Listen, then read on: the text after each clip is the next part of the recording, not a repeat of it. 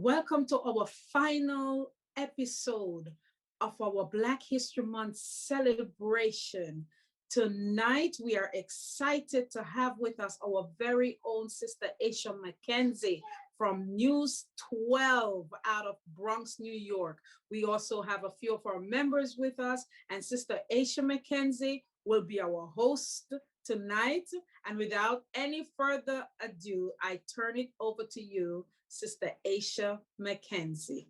So much, Sister Carly. And you know I love you guys. So no, this is no cramp in my day or anything. My Bethel is my home church. So this is important, an important discussion. So thank you, Education Board, for having me here tonight. I really appreciate it. And also hello to everyone on the panel. I think this is going to be a very great discussion, just talking about us as a people, where we're going next, things that happened in history that really propelled us forward, and the long journey we still have to go for equality and justice in this day and age. So let's get started. First, I want to talk about the slogan, Dawning of a New Day. I think you can talk to generations from the 1960s, 1800s. I think every generation had a new day dawning. They had something they wanted to achieve, whether it's abolish slavery, desegregation, or for us, just equal rights when it comes to police brutality, healthcare, education, food insecurities, housing.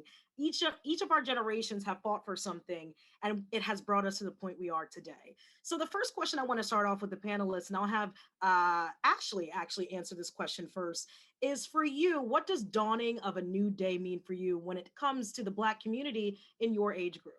Dawning of the new day means, I think it means that, every day there's going to be something new to achieve. Even if you're Black, you can do it.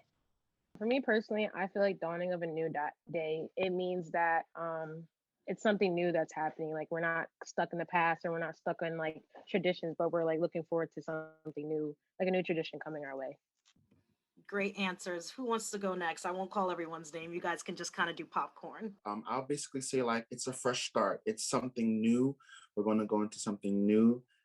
Basically a fresh start. That's what I would say, a fresh start. I would say dawning of a new day is just like everyone else has said, something new, something fresh, something that's coming on the horizon that this generation is going to bring into fruition. I would say dawning of a new day basically means that we are having a new fresh start. Like we would put everything in the past and start doing things better, or like having a fresh start. I believe it means that there is a change afoot, meaning like what everyone else said, that something new is coming about, something unexpected. That's what I believe dawning of a new day means. Day when it means to me. So, dawn, it happens in the morning. So, at night, the moon is out, but the night, the moon goes away and then the sun starts to come up. So that's us as Black history. So many times we've been stuck in the night in the background, but it's now our time to shine, a dawning of a new day.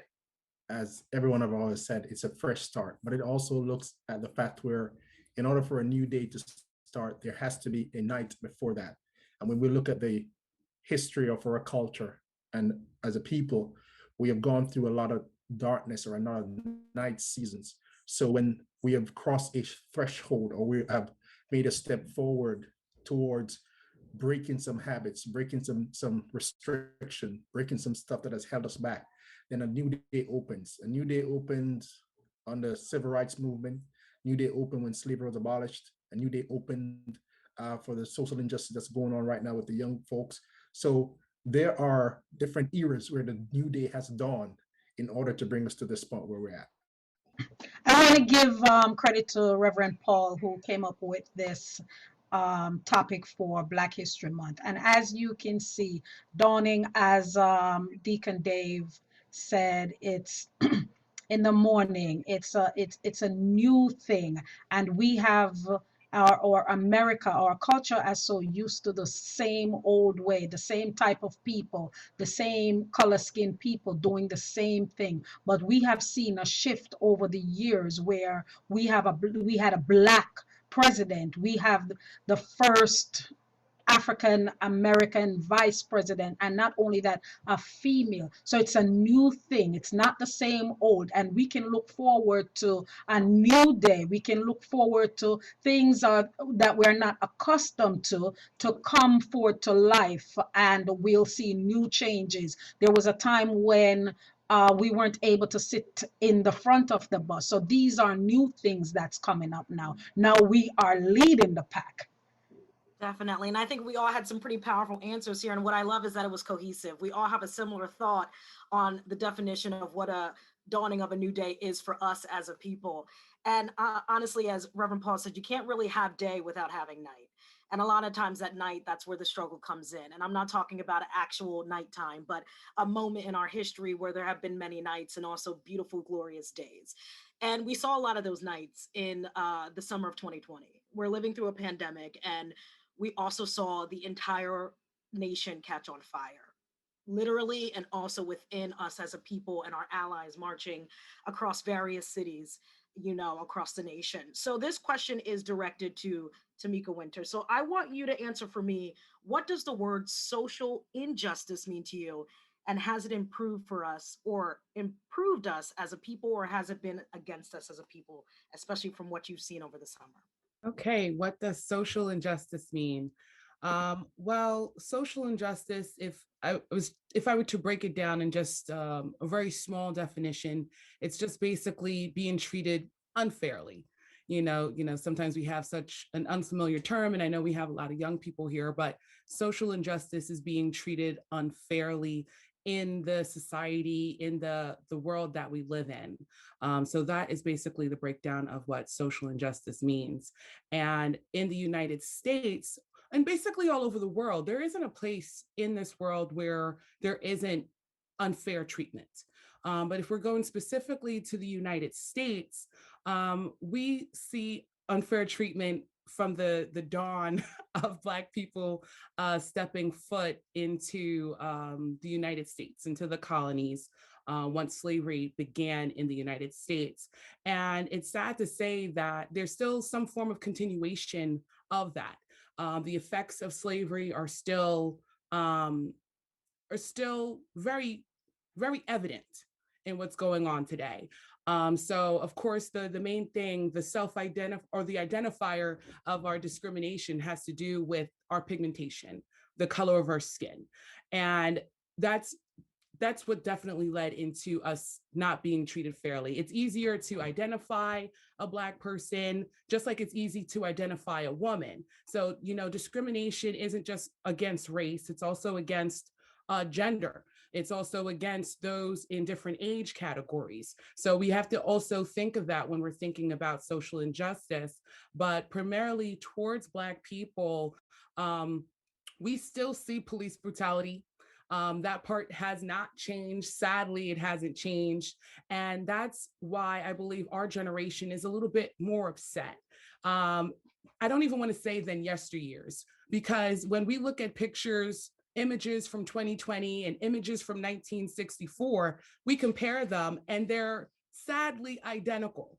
And that was about a 60-year difference. But the turn or the motivation this time around is that our generation, or at least, I would say our generation, that makes sense. I still fit into the millennial category, but our generation, we don't just sit down and shut up like yesteryears.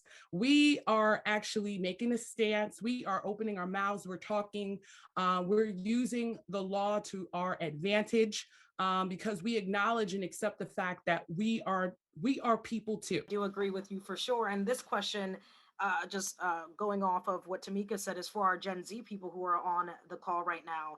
I think the reason why a lot of people cannot ignore things is because we all have our cell phones. Everything is recorded, especially during this pandemic. We all were glued to any screen possible in our houses.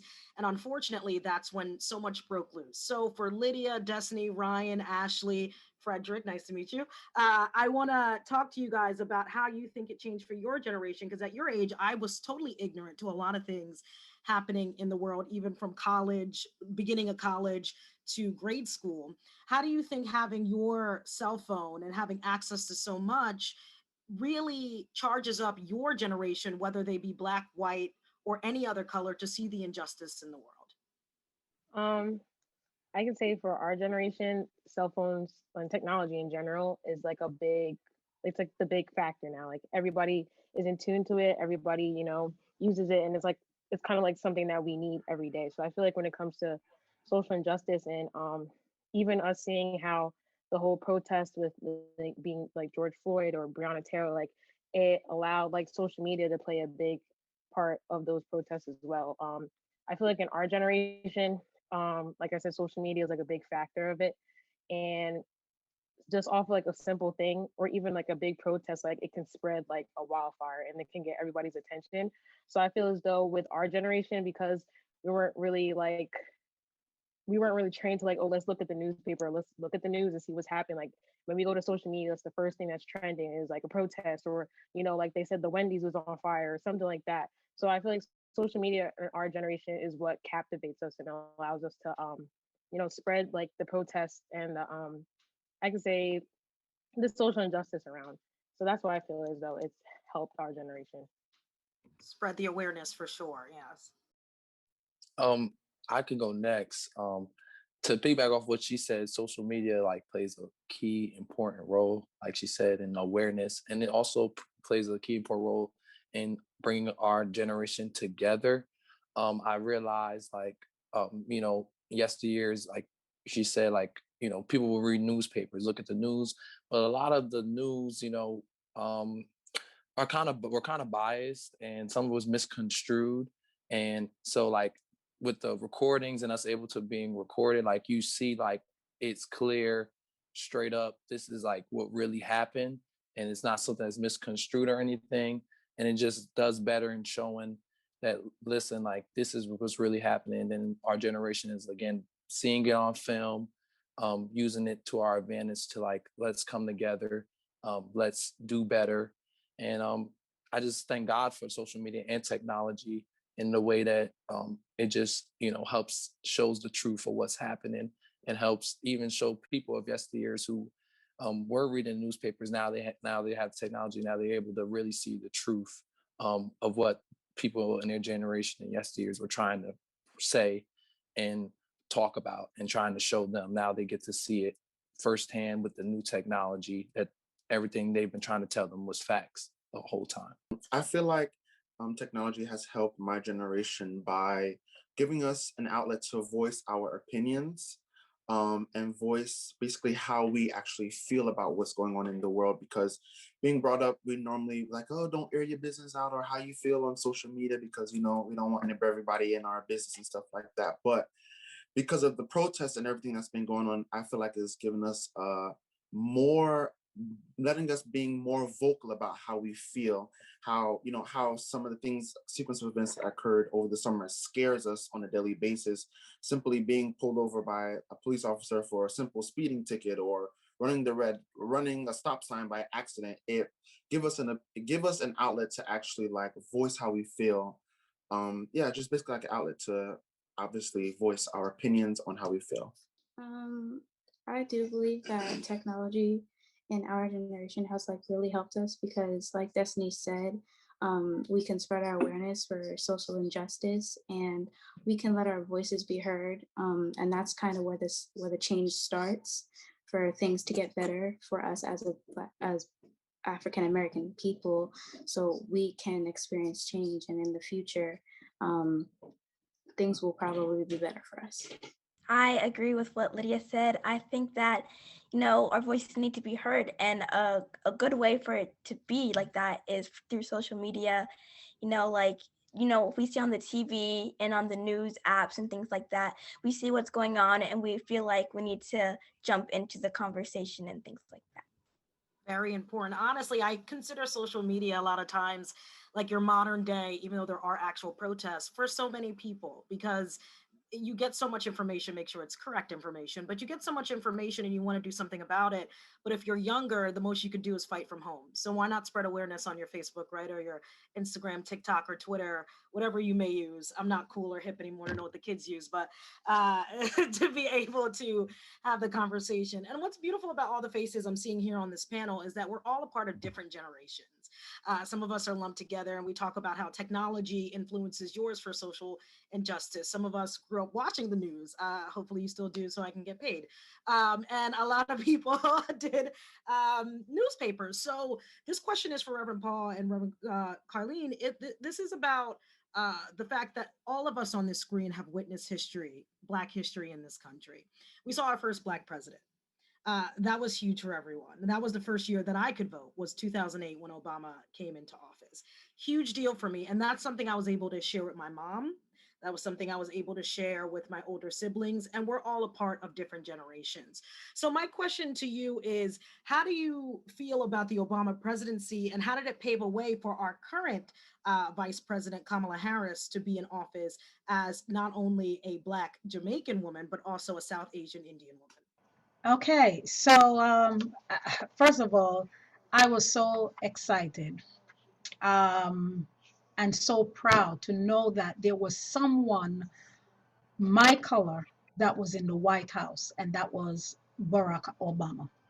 And we see the first family, and they are role models for a lot of people, a lot of children growing up and saying, okay, they paved the way and said, I can do this. But I was so happy to know that I lived to see a Black man in the White House, African American man in the White House. Nobody handed him um, the silver platter. Nobody gave him anything, but he strived for his own. He made the way. He was just like a student. Like I see, Brother Fred is in college, and Brother Ryan is in college. Sister Destiny, and everybody who is in college. He was in college, and he had to make his way out there in college also. So we see that, and it helps us to realize that you, as young people, you can fight for what you want. You can say, okay, I'm going to be the next president, or I'm going to be the next Bill Gates, or I'm going to be the next whoever it is.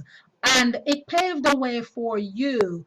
And also we see Kamala Harris becoming the vice president, a female. That should be a lot for us female, for our young Lydia and Ashley coming up to know that, wow, she has done something and I can do this.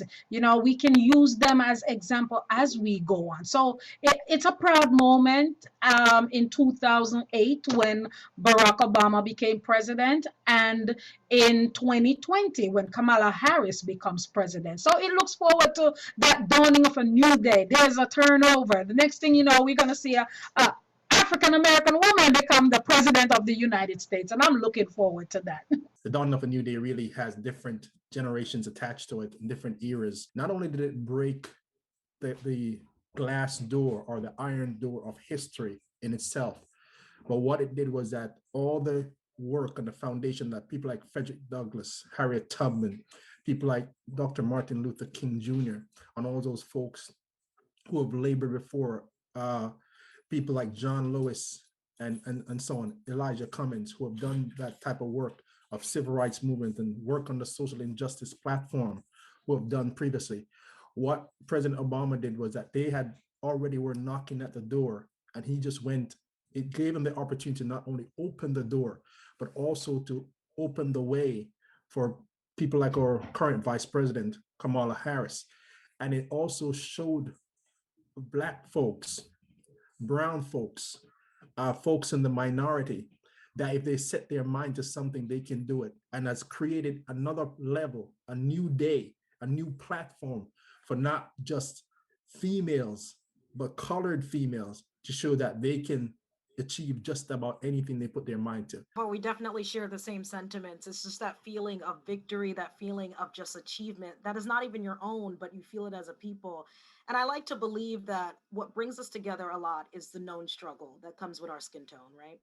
But I think what brings us closer together are the victories, like a VP nomination and win, a presidential win that brings us together as people. And just to say my own story here, in 2008, I was with my brother Warren when President Obama was announced the winner of the presidency, and I sobbed.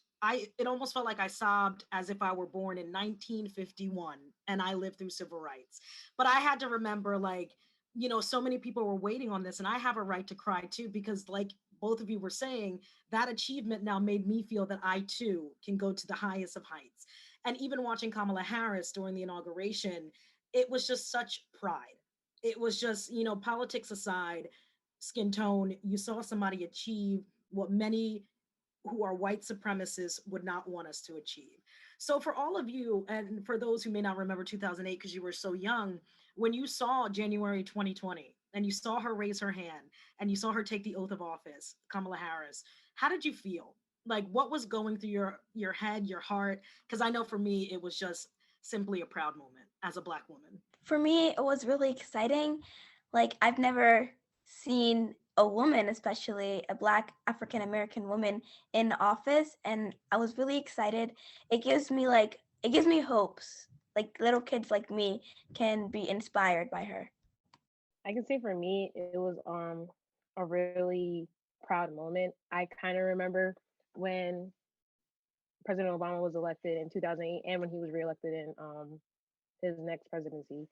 But to see Kamala Harris, you know, take that next oath of office, it was really a proud moment because as females, like everything that she's done, like she's a graduate from Howard University, you know, she's a part of the AKAs. So to see that she has like all these accolades and plaques like behind her name, and she's taking the biggest accolade and plaque like of all time, and she's doing it with such grace and pride. It was just a really proud moment, and I was really grateful that I'm still here today to see her live her next 4 years as the female vice president of the United States. Guys, we are blessed. We got to see two in our lifetime. That is something no one has seen, honestly. So, the rest of you, how are you feeling when you saw it in January and watching the inauguration? I personally, like everyone else said, I felt proud. I was like, wow, like we really are going in the right direction. Things are really starting to change and get better. When it came to President Obama being elected, I feel like it was like we're going in the right direction in terms of overcoming racism and stuff like that. But now with the election of a new vice president, of first female and the first female woman of color at that, it shows that we are going in the right direction of overcoming sexism as well, which a lot of people don't talk about, but it's just as prominent as racism and just as important. So just to see that we're going in the right direction of overcoming two big things, racism and sexism, and that like things are really starting to get better for women, men of all colors is what was just great to see.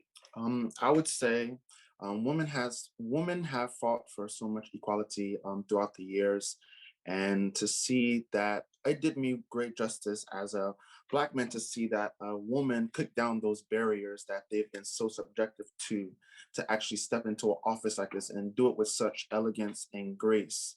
It did me justice, and I was really, really proud of her. And like Ashley said, her doing that inspires young women like Ashley and your Lydia and different young women that's growing up. So it did me great justice to see that she kicked down those barriers, and now we can actually move into a different phase of life.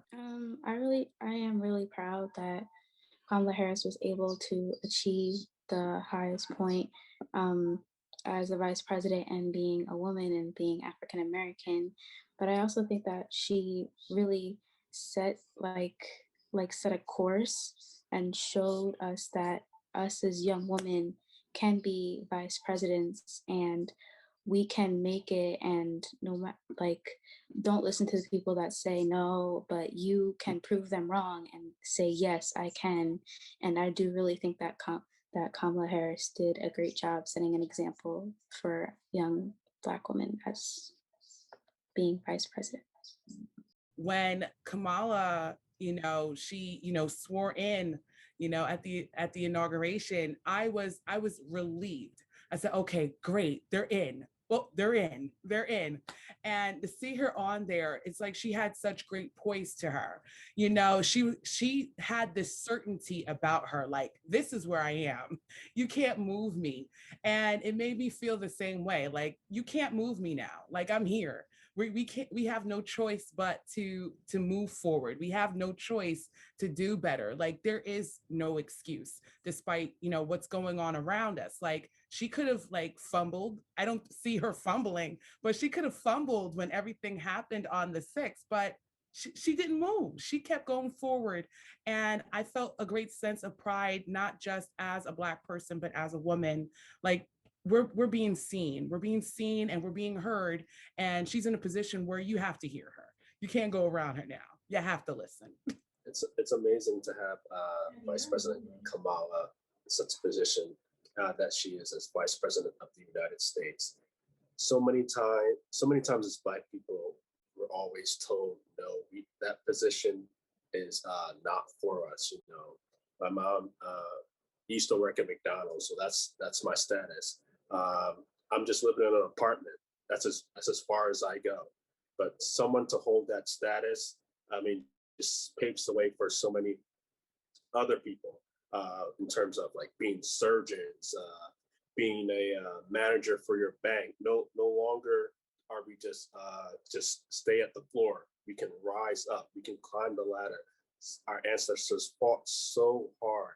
So let it not be in vain for their hard work, their sweat, their tears, the blood that was shed for them. So it's just so great and amazing. I was looking at a study and the profession that I am, and it's only 3% of Black pilot, or actually Black pilots.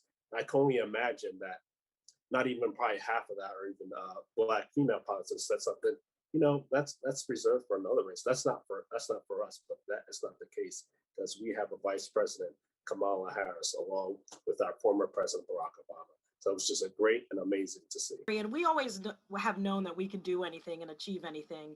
I think this is just to make a point at this point. Like, she achieved one of the highest offices in the land, and we can always do it, whether somebody was in that position or not. We can definitely strive to be higher.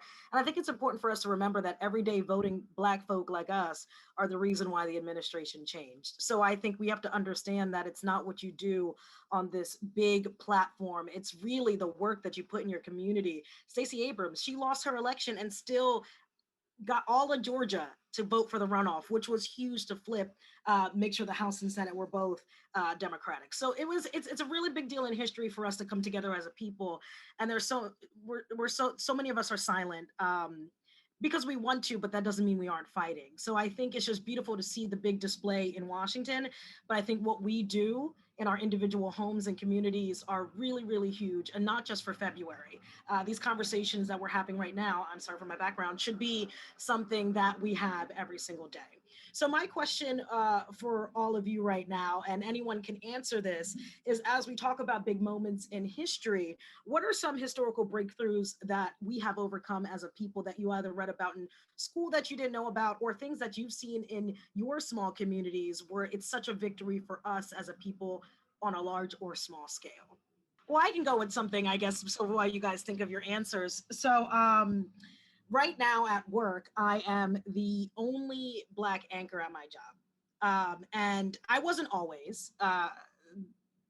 There should be more at my specific station. But to me, that is a victory in itself, because I speak with a lot, and you could be your own Black history if there's something that you guys want to put forward too.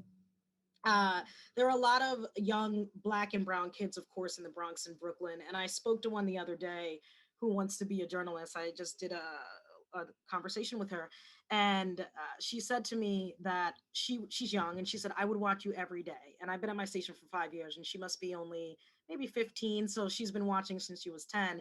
And she says, you know, you're the reason why I wanted to do TV. And what's really funny is the reason why I didn't want to be in front of the camera is because I didn't see anybody that was like me that I admired. So it was just like a beautiful way life worked out. And I'm not saying this to puff my chest, but you just never know how inspirational you are in your own separate community. So when I ask you that question about the achievements that we've made, it could be right in our very own church.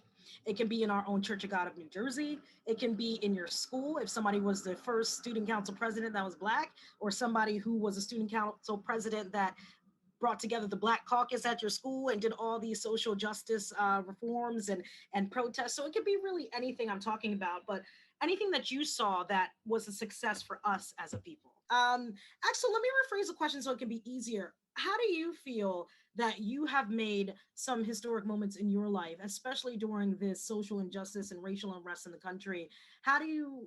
What have you done with your voice? What conversations have you had? And what has stuck with you throughout this time? And I know I said historical, but I mean, even in your own very life, what has changed you during this time that we're living through? I feel like me being able to vote for the very first time was something that I took great pride in.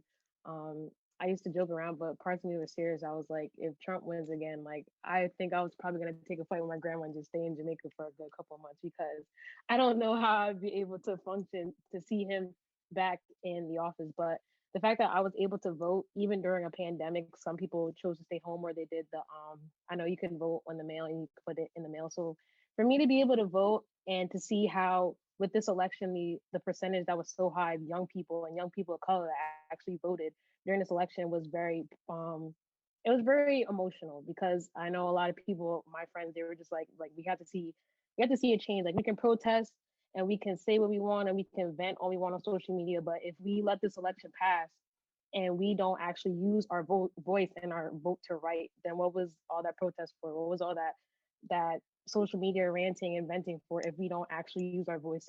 So to see people my generation and people my age actually take that right and actually put it to use, it was a very emotional moment. So that's what I personally did.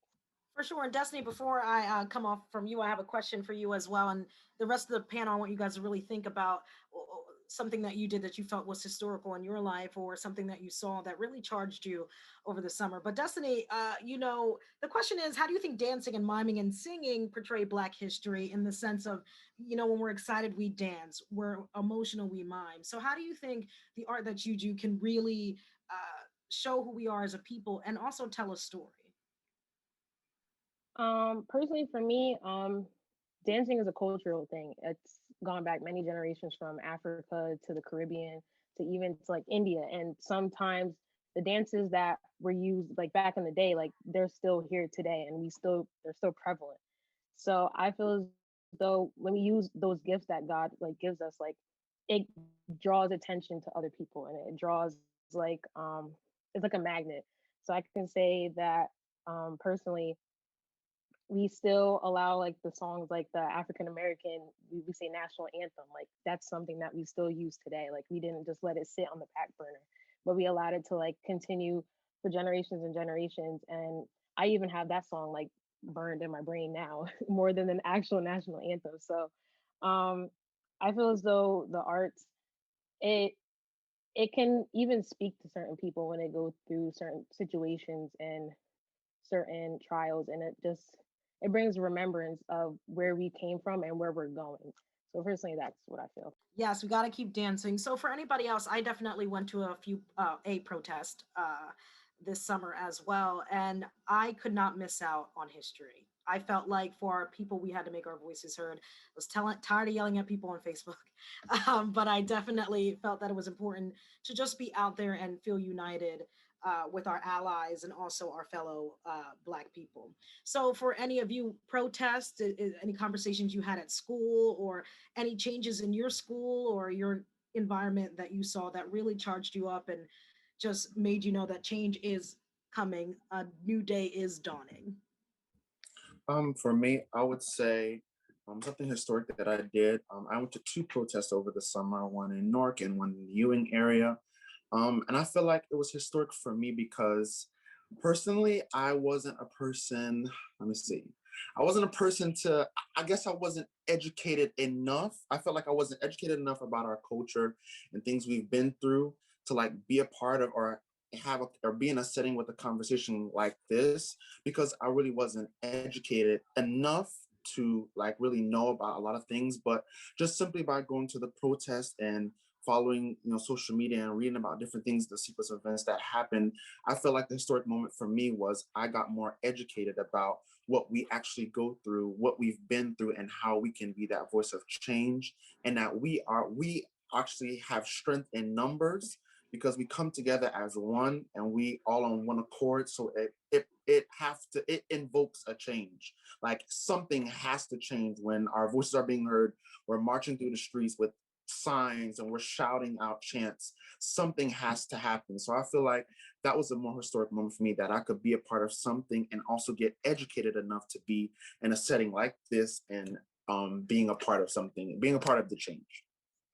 That's a huge, huge achievement. Just education in general, and the fact that you were able to learn and go out there. I think that's huge. So that's amazing, Ryan. Thank you. I know that in my district, the county, the high school actually did a peaceful protest outside the school, and I feel like it was really good for them to do that. It would get like the word would get out to more people.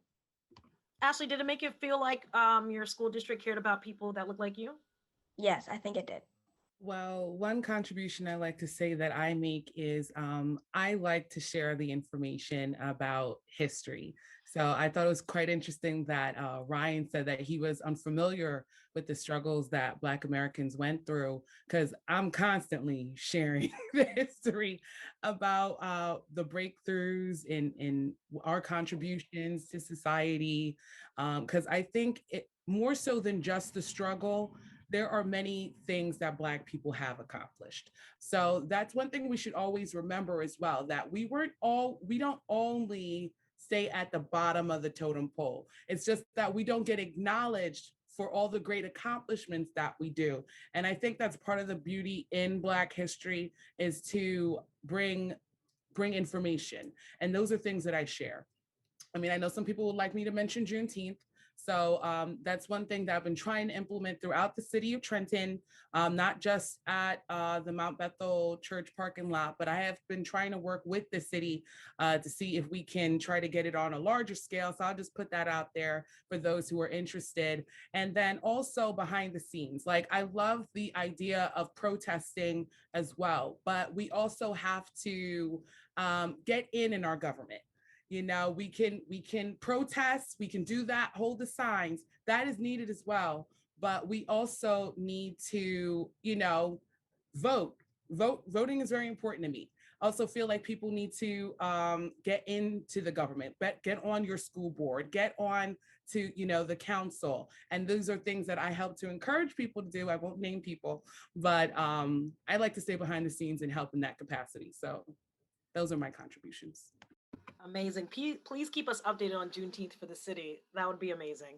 That would be amazing. I guess like when it comes to my contributions and stuff, like prior to like this summer and the pandemic and everything's been happening with Black Lives Matter, like I've kind of been always that person, like to not really, I kept my opinions to myself. I really never was like sharing things to my social media about Black awareness, Black Lives Matter, all that stuff. But I think once I saw the George Floyd video, once I see what happened to Breonna Taylor and such, like those things lit a fire in me to like begin to like, now let me use my platform to really spread awareness, to really share my opinions on what's going on and just the struggle as a whole. So like I've just been using my platform on social media to just speak out, to educate my fellow, because I go to a very diverse school, or Rider University. So like just to educate my, people of other colors,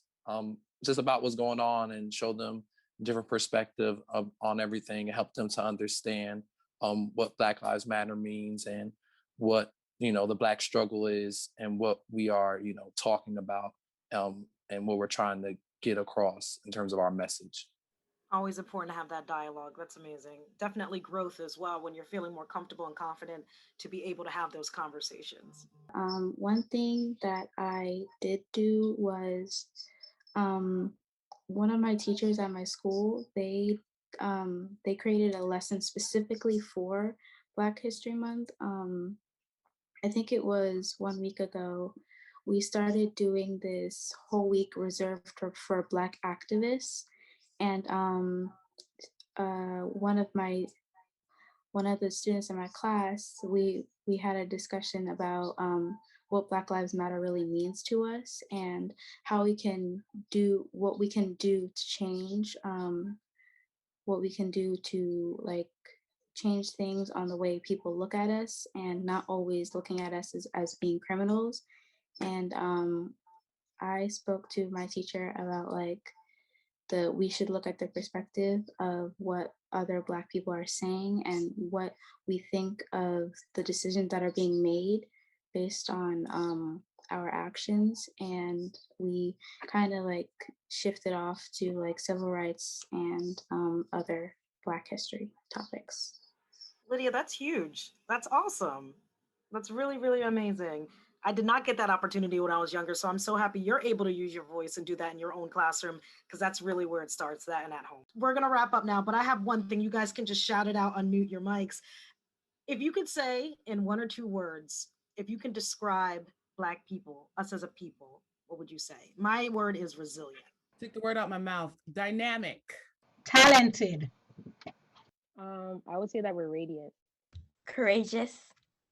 Self-motivated. Gifted. Victorious. Overcomers. Victorious and overcomers. Synonymous. I love it. So I want us, as we remember all the things that we yelled out: resilient, radiant, victorious, self-motivated, to remember to say that to ourselves every day. And to remember to also say that to the other people struggling in our positions or need that little oomph when the rest of the world are making it seem like we can't achieve. It starts within us, and I think it's important for us to not only uplift us as a people, but uplift ourselves as people, so that when we're strong, we can help other people. They always say, you know, when something's going on in the plane, you have to put the oxygen on yourself before you can help somebody out. So that's what I always say. So when you wake up in the morning, say you're resilient, say you're special, say you're radiant, say I got Black girl magic, I got Black boy joy. Say we have all of those things, because we do. And the world is going to try. We are not in a post-racial society, so the world is going to try it. But we have a village, this right here, and so many other people who will be watching. And I want us to remember that as a people, not just for February of every year, but all year round, that we come from some amazing blood and people who fought for us to even be on this Zoom, go to the schools we go to, get the education we want, because we deserve it and we fought for it. So I just want to say thank you guys for having me as your host. It's such a great discussion. This is the first time I got a chance to talk to people from different backgrounds in the sense of generations, age, coming from Jamaica, born in America. So I appreciate this conversation, and I think it's one that we should have with our friends, our family, because it's healthy and it's important. And we should just big ourselves up, because we really, truly are one of a kind, and we're special as Black people. And I'm going to send it back over to Reverend Carlene, whom I love so much, to end the program. Thank you so much, Aisha. We thank you so much for your input. We are very proud of you turning on our TVs and seeing you delivering the news. We want to also thank the Education Board, Reverend Paul, Deacon Moore, Brother Errol Robinson, and we also want to thank our panelists. We have Ryan Smith, Ashley Mullings, Frederick Lagarde, Lydia Taylor, Tamika Winters, Destiny Phillips, Reverend Paul Taylor as on our board, and Deacon Moore on our board. And we also want to thank our bishop, and we want to thank Bishop Gary, our liaison, for his support. And thank you everyone for coming. Good night and God bless you. Wow, that was amazing. What an awesome conversation held by the panelists. I really feel empowered and enriched as a Black man in society. I feel like I've learned more about the history today. I've learned more about myself. I appreciate this wonderful discussion. The only regret I have is that we have these discussions so many times in February. And I think a topic like this, information like this, experiences given like these can empower and enrich young people around the world all year long. Black History is for every month. I want to thank you, Miss Aisha McKenzie. Aisha is a member of the Mount Bethel Church of God, but the Lord has blessed her to spread her wings in her career, and we thank God for having her to come today to be a part and help us in this process. Reverend Carleen Moore is the Education Board Director, and we want to thank you and to your wonderful board for taking the time this month to remind us it's the dawning of a new day. I want to thank God for our Bishop Dr. Cecil Mullings, and our Pastor Dolores Mullings for just allowing us. If you follow Mount Bethel, hopefully you have subscribed. If you have not subscribed, please go to YouTube and subscribe to the Mount Bethel Church of God. Please follow us on Facebook, on Instagram, on Twitter. But if you follow us, you know that every Tuesday at 5 p.m., we have a wonderful word of encouragement from the clergy of Mount Bethel. But this month, the Education Board has taken the month of February and has taken the time slot of the relevant word to present this wonderful series, The Dawning of a New Day. So anyone that's participated all month, if you've watched all month, if you missed some, we will have a playlist prepared for you to go back and you can watch all the weekly episodes for this series this month. But if you watched, you saw so many wonderful people of different ages and background coming together to celebrate Black history. So I want to thank all of you. We enjoyed the history. We enjoyed the poem. We enjoyed the singing. We have enjoyed everything that you've presented. God bless you. I just want to take this couple of seconds and just do a quick prayer for you, our viewers. God, I thank you and I praise your name. I bless you because you're worthy of the praise. Thank you for us being able to come together again and enjoy this series, Dawning of a New Day. And right now, I want to pray for anyone that's watching, regardless of their culture or their color, let this season be the dawning of a new day in their lives. Old things are passed away, and behold, all things are become new. I decree and I declare victory for the viewers. I decree victory for all those that are struggling in different situations, even during this time of pandemic. We give you glory, God, we give you honor, because we know that you are worthy and worthy of the praise. We ask you these things in Jesus' name, amen. On the behalf of myself, Bishop Gary Shawn Mullings, the assistant pastor of the Mount Bethel Church of God, and all the wonderful people of God, thank you for being a part. Enjoy yourself. I look forward to seeing you. Remember, follow us, like, share, and be a part of the Mount Bethel Global Ministry. God bless.